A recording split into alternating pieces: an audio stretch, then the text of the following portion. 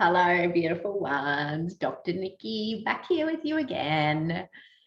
So this will be video number 4 in the Universal Laws of Energy series. If you've not seen the previous 3 episodes, I highly recommend connecting in with those first because they continue to build on with each other. In the first one, I talked about the history of the laws and where we are aware of that they've come from through time, from the ancient days. The second video, we talked about the first of the universal laws.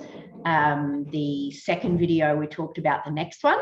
So the first one was talking about all is one, the interconnectedness of everything and how we create through our thoughts and feelings. The second one, we talked about how our energy is always in communication with the world around us to create our world. And in this video, this is almost the capstone of putting it all together so we can have a much better depth of awareness of how we can actually work with energy to be beneficial for us to create lives that, that we want to walk forward in and enjoy, to be in alignment with our soul's desires. And so this third universal law, of course, there are more, but this is probably one of the main ones that helps to put all of those other 2 together to give us a really good background and context around how we can use these awareness of these laws to our benefit and to the benefit of all others, of course. And this is how we're going to find why this all ties in together when we look at this next law, which is the law of vibration.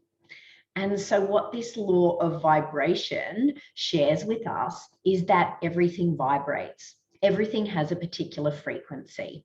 And now I'm sure you've probably all heard of high vibe, low vibe, or high frequency, low frequency type of energies. And I'm sure you've all experienced it as well. So it's like when you walk into a room full of people that are in a really good mood, you raise your frequency, your energy gets raised as well, raised and more expansive. And, you're feeling good in line with everybody else. And it's the same if you walk into a room full of everyone, about to start a riot, really angry, your frequency drops. If you weren't already in that mood, you'll start to become in that mood if you continue to stay in that environment. And this is exactly the law of vibration. The law of vibration is that energy comes into resonance with itself. And so how we can use this for our benefit is that by working with our own frequency, like we talked about in the last video, when we're aware of the energy that we're putting into our energy field through our thoughts and feelings, whether they're subconscious or we're starting to become more aware of them because we've taken the time to bring them through to our conscious awareness, we can start to consciously create our own energetic signature. And, we can do that by being aware of our thoughts and our feelings, but then also intentionally cultivating higher vibrational states. And that's by doing things like having gratitude, creating a gratitude practice that over time will start to change your own vibrational signature to start to see life through that lens. And so whilst you might find it difficult at first, to be seeing the gratitude that's all around us all the time, that over time, that is how you start to perceive the world. So it's really just taking a bit of effort to change habits. We all know that at first changing habits can be a bit tough, but when we have our mind on the end goal and what can actually be achieved once we've created more health promoting habits, that our world starts to change. And so this law of vibration, it pretty much tells us that energy magnetizes itself. And so if we're walking around being, you know, cranky 3 weeks later about a fight that we had with our partner, we're starting to change our energetic imprint into crankiness and fighting energy. And then guess what gets magnetized to us? Cranky and fighting energy. And, you know, it's not just going to be your partner. You know, when we stay in that energy long enough, we're going to attract that energy from everywhere. You're going to find that you have fights with people in the supermarket, fights with people on the street, just for no other reason other than you are holding, this is what you're holding, this is what we can hold in our energy.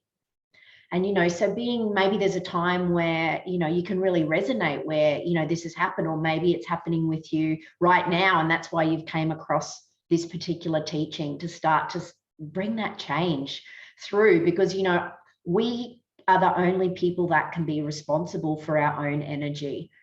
We can't just blame our partner because they've made us angry. It's actually, they may have done something to make us angry, but we haven't taken the steps to create change, to create a shift in whatever it is to come to some type of resolution. You know, if we just pretend we're not angry with them, but we really are, and we're holding it and it gets more and more and more angry. You know, I'm sure we've all had that experience before when, you know, we've just held on to something for so long that all of a sudden it just goes blah.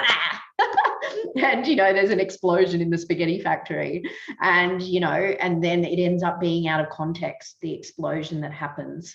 And so, you know, when we look at that from an energetic perspective, it actually does start to snowball when we don't let emotions flow in and out. So it's not about us ignoring our emotions at all. Otherwise, we start shoving it in the subconscious, and then our subconscious gets all distorted.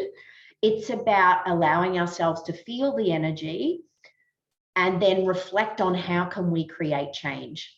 So really working with that responsibility to the self to create an inner world and then an outer world that we do truly desire, one that allows us to connect in with our innate nature, which is actually joy. You know, our true state is one of joy, peace, and harmony. And over our lifetimes and other timelines and, you know, ancestry, we've collected limiting beliefs and other patterns of energy that are there for us to transform if we allow ourselves the opportunity. And so really adding on to those other laws, that it's beyond us just going with the law of attraction and trying to create manifestation on what we think we want. We actually need to believe it possible, but then it also needs to have a higher frequency that it's not going to hurt others. And that's probably the final key. So can you create your manifestations in line with that it's not only going to benefit you, but it's going to benefit everybody? And so thinking of it, you know, like that, and then that belief that it is possible, and, you know, believing in yourself that, you know, you will be able to hold this. You will be able to hold this manifestation if it is to come into presence. You know, if we don't believe we can hold a manifestation, you know, the universe isn't going to bring it to us, so we fail. You know, so it's really, there's all of those levels as well that go beyond us just writing a shopping list of what we want in our lives. And so I hope that that has been helpful. Do reach out if, you know, you'd like any support at unpacking, you know, your energy, clearing energy, anything else that you like. I do have a number of services, you know, working privately with people all the time, you know, as an intuitive guide, energy healer, channel for divine light. My guides can communicate with yours, and we can really start to create change in your world, not only within you, but around you as well. Anyway, take care. All the best. Bye.